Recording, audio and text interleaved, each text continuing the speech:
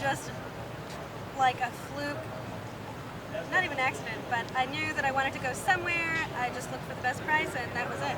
Oh, did you go solo on that trip? Or No, I went with my friend Claudia. Okay, nice. Yeah, we were there for like 2.5 weeks. 2.5 weeks. So it was more of a shorter trip versus your Yeah. more extended stays.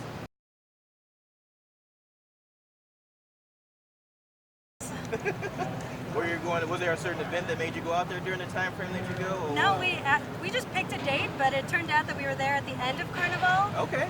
So we didn't get to go to like the parades, but we got to see like all the street parties and still, like people having fun all the time. So what was that like? Just give us an example of like what that even at the end of it, I'm pretty sure it's pretty crazy. Yeah, no, it was like people are literally. You're not supposed to drink like on the streets, but there's guys just pushing their little carts selling beer and stuff, cocktails, like just like the streets are filled. Nice. All dancing, like, somebody's got a speaker, everyone's dressed up, everyone's having fun.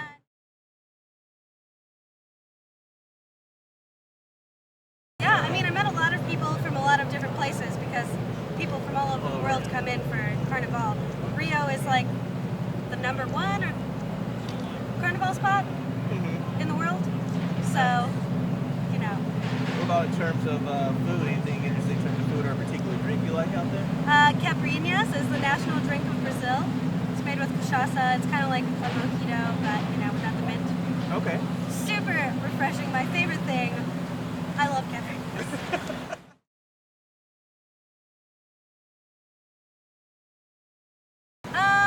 I'm trying to think of what, I mean, we did go to like steakhouses, which are pretty standard. They had a lot of street food, like just pastries and things like that you could buy. The fruit is really fresh, which is really nice.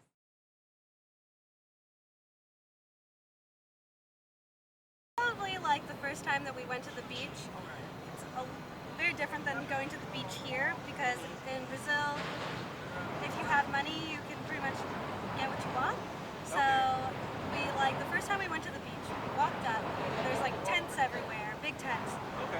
And as soon as you get close enough, a little Brazilian man runs out to you like, do you need a chair? Sure. Do you want an umbrella? Okay. Did you need a cocktail? Oh, cool. So they'd put all these things out for us. There's people walking up and down the beach selling things.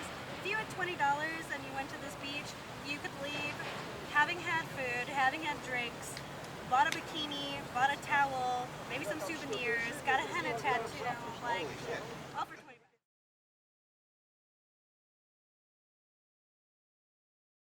I mean, if you're staying in Rio, you honestly don't need that much money. Because bottles of booze only cost me like $4.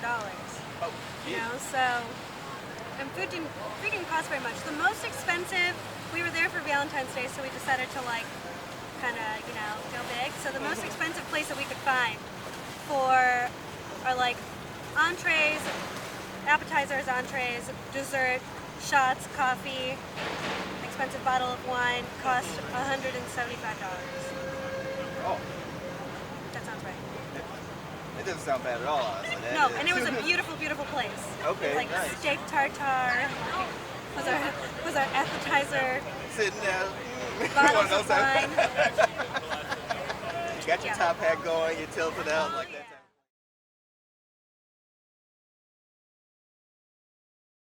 Colombia, Ecuador, and Peru. Which one of those places was the longest you stayed in? Colombia. I was there for 6 weeks. About 6 weeks? Yeah. And how was it out there in Colombia? It is right now my favorite South American country. Definitely in the top favorite countries that I've ever been to. Okay. The food is good, albeit not spicy, which, whatever. Okay. Everything is cheap. The people are super friendly. I was in Medellin, which is central Colombia. Okay. It's called the City of Eternal Spring. Okay. So literally, you wake up, nobody needs air conditioners, it's 60 degrees. By 10 o'clock, it's in the mid 80s. So you can soak up some sun. Okay. And then by the time the sun goes down, it goes back to 60. Nice. How would you compare that with your stay in Brazil? Was it a little bit more lax because of the time of the year that you were going, or what would you say? Yes, it was definitely. I mean, I was there at around the same time, also around Carnival season, but Carnival's not so big in Medellin. But since I spent so much time just in that city, though I did get to travel outside a little bit, it was like living there, you know? Like I'd wake up, I'd go get my breakfast, like get a coffee, wander around and do whatever touristy things that I wanted to do, like hung out with whatever people I could find to hang out with, like, and then go out for drinks at night.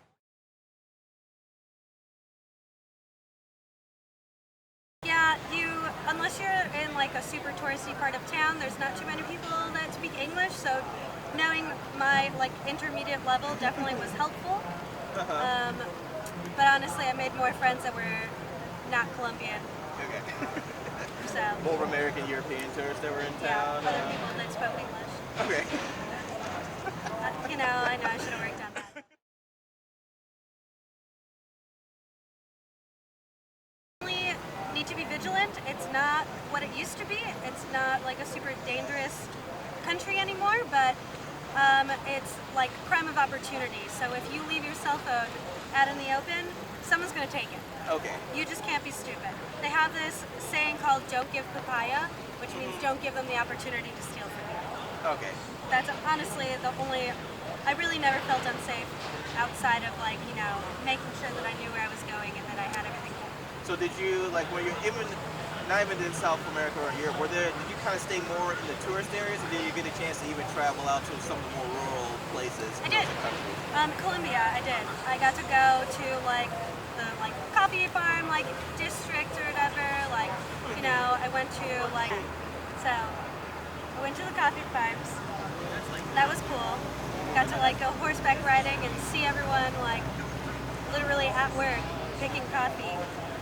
We hiked a bunch of mountains that are a couple hours outside of the city. I got to see the world's largest natural pyramid. That was pretty cool. Okay, nice. A lot of cows out there. So short answer is yes, I did. I did see stuff outside.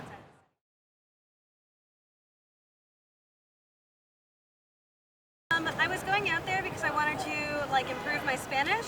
Okay. And even though it did give me a lot of anxiety before I went to be going somewhere like that by myself for so long, I already knew that if I brought someone with me, then I definitely wouldn't get, I wouldn't be able to learn as much because I would be spending more time speaking English, and that's not what I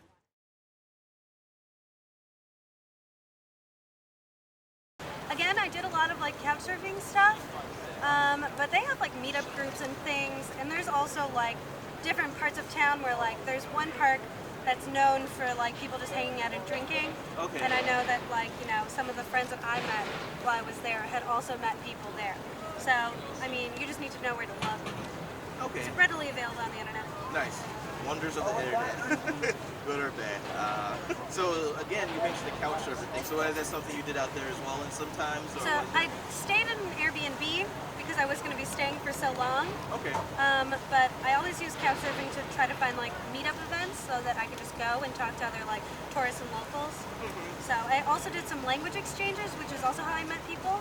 Okay. So So what's a language exchange for? So you go with the intention of speaking both English and Spanish. Okay. So there are locals that want to learn English or practice their English, and me as an American, I want to practice my Spanish. Okay. And so you guys just meet up, and I guess in exchange, you crash there. You guys. There's it's usually at a hostel or a bar, or it was even at a language school, one of the ones that I went to. So everyone is just kind of there. Sometimes they have activities so that you can kind of break the ice and are forced to meet people. Okay. But otherwise, you sit with your beer and you walk up to someone hey, you wanna talk? Want to chat it up? Nice. I really would like to go to Tokyo in February. I would love to do the Tokyo Marathon. Okay. Spend some time in that part of Japan and then in others, and maybe South Korea while I'm out there. Okay. Oh, that's right, because you are a runner. I mean, so how long? I guess we're going to go to sidetrack more personal. So you mentioned Tokyo, I guess the marathon run. How long have you been running in general? Is that just a passion of yours, or? I've been doing races since 2011, so not a super long time.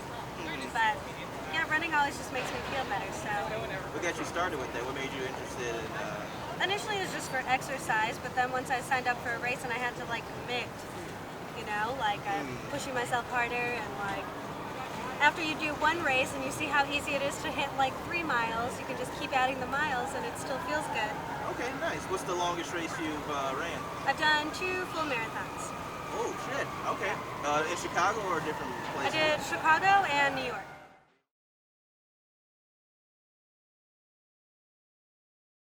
Normal stuff like what things are going to go wrong and how am I going to be able to solve them by myself.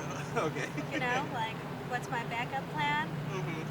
Have you ever had issues with either like the airports or just like with hotel situations that you could think of that are just like very time consuming? There was one time where we were gonna couch surf when I was in Italy. I was with a friend and the guy was kind of creepy, so we decided we shouldn't stay with him. So we were just like on the streets of Rome, like trying to find Wi-Fi so we could book a hotel somewhere. Oh shit. Yeah, you know. I mean, it was okay, but definitely in the moment, like standing outside of McDonald's trying to get the Wi-Fi so that we could book a shitty hotel for the night. When I was in Brazil, we went to Sao Paulo, which is like the not the capital, sorry, the biggest like city. Okay. And we stayed with this super, super nice Brazilian man who like literally like gave us a tour of the city, like cooked for us at his home, Oh, nice. took us to like places that I would never find by myself. You know, Okay. like oh my god, everything about that trip was so wonderful. And just so many people are so generous when you give them the opportunity. It's really nice, and that's why I like couch surfing. Okay, nice. Very nice. Well, I guess we're gonna call it quits here. Thanks again for coming out. I really do appreciate your time. No problem. I guess goodbye for now, and I'll see you guys later.